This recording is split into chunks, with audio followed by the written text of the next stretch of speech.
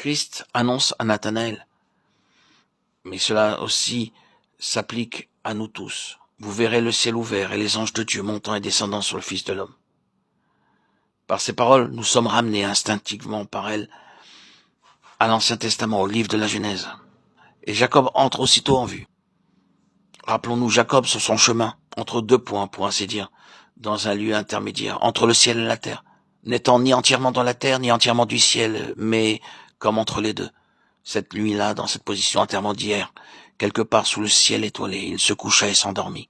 Et voici une échelle se dressa sur la terre, une échelle dont le sommet atteignait le ciel, sur laquelle montaient et descendaient les anges, et au-dessus de laquelle se trouvait l'Éternel.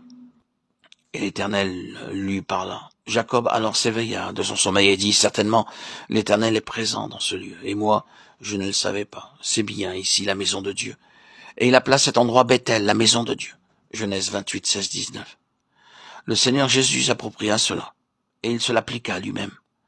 Dans les paroles qu'il adressa à Nathanaël, il dit, en fait, ou par implication, je suis Bethel, la maison de Dieu. Je suis celui qui n'est pas entièrement de la terre, mais que reposant sur elle, et ce qui n'est pas entièrement du ciel dans ma situation actuelle, bien que relié au ciel.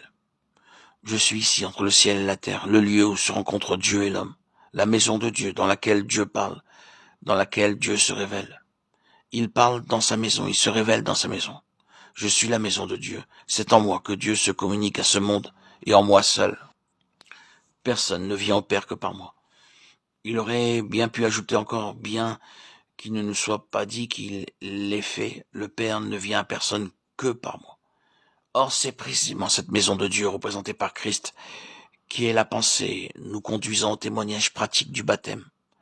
Jésus, la maison de Dieu. Nous savons évidemment que toute autre maison dans la Bible n'est qu'une illustration de lui.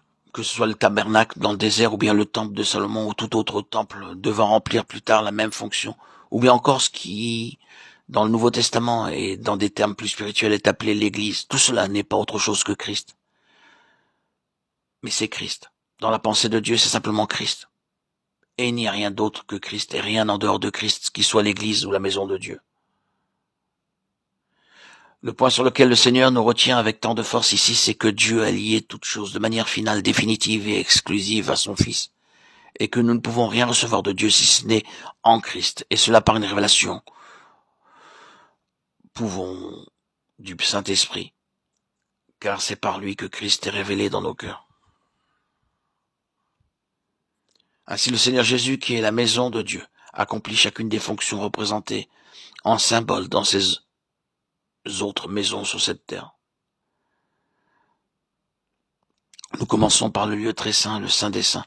C'est en lui qu'est le Saint des Saints. C'est en lui que Dieu habite véritablement et personnellement et réellement. C'est en lui que Dieu a son habitation. Dieu est en Christ. Et il ne demeure en aucun autre dans le même sens. Il est vrai que le Père fera sa demeure en nous. Mais, bien aimé, il y a une différence. Lorsque le Père vient demeurer en nous, nous ne sommes pas par là constitués en autant de Christ. Dieu ne demeure pas en nous dans le sens où il demeurait en son Fils. Dieu demeure en Christ d'une façon unique, et le lieu très saint se trouve en lui seul.